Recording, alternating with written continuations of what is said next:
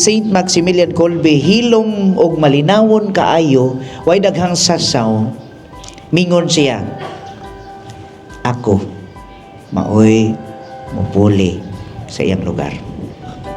Pasabot, andam siya udawat sa kamatayon tungod og alang sa usa ka tawo nga maoy untay mupuli apan niingon siya nga dili ko pwede kay naa pa ko'y pamilya, naa pa ko'y asawa, naa pa ko'y mga anak. Naluoy kaayo siya o giingnan niya nga ako maoy mudawat sa maong silot hangtod sa kamatayon. Unsa man itawagan na? Nganong nakabuhat man si Saint Maximilian Kolbe, anak nga hiyas tungod sa gugma. Kana nga gugma maunay giingon sa ebanghelyo karon. Ingon ang Ginoong Hesus, mga tinun-an, minaw, kini mao ang akong sugo. Paghigugma ay kamo. Ingon nga ako nga nahigugma kaninyo. So kung atong tan-awon unsa di ay nga klase nga gugma nga gipakita ni Hesus kanato. Upon staring at that cross where Jesus was crucified, munay gugma. Nganong gilansang man siya sa cross? Of course, tungod sa gugma.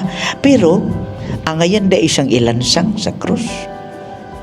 Kung mo ito naunahan, wala ba yan sa isa? Ang kisi nakasa.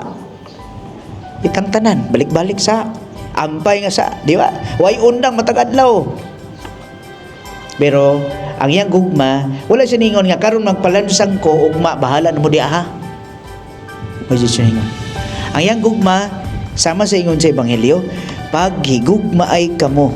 Unya, kaning gugma, kinahanglan mamunga. Minaw mo, mga bata, ang gugma, kinahanglan mamunga. Pangutan mong kaugalingon karon. Kung nahigugma kita sa Dios, nabatay bunga? Nindot ba ang bunga? Naman ay dakong hagit nga tanawon nato.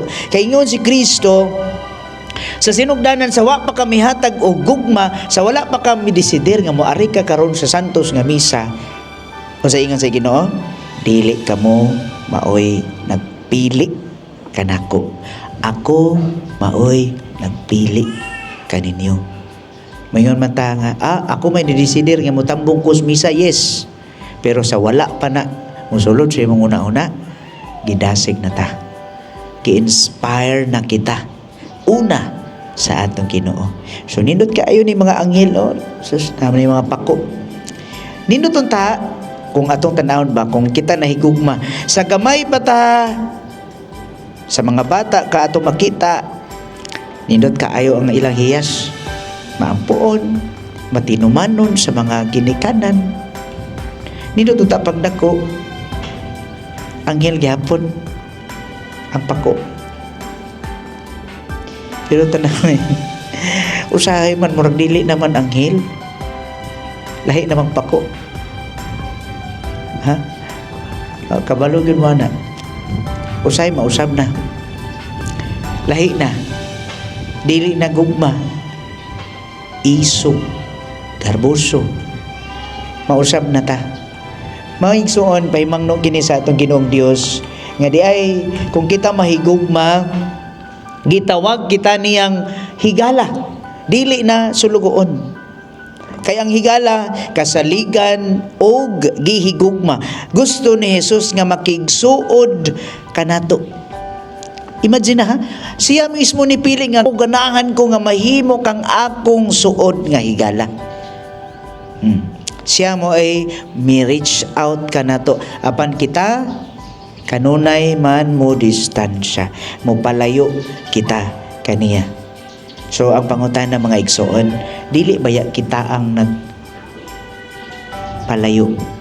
Kita ang, dili baya si Jesus ang may palayo ka na to. Kita maoy may palayo niya tungod sa ato mga sala.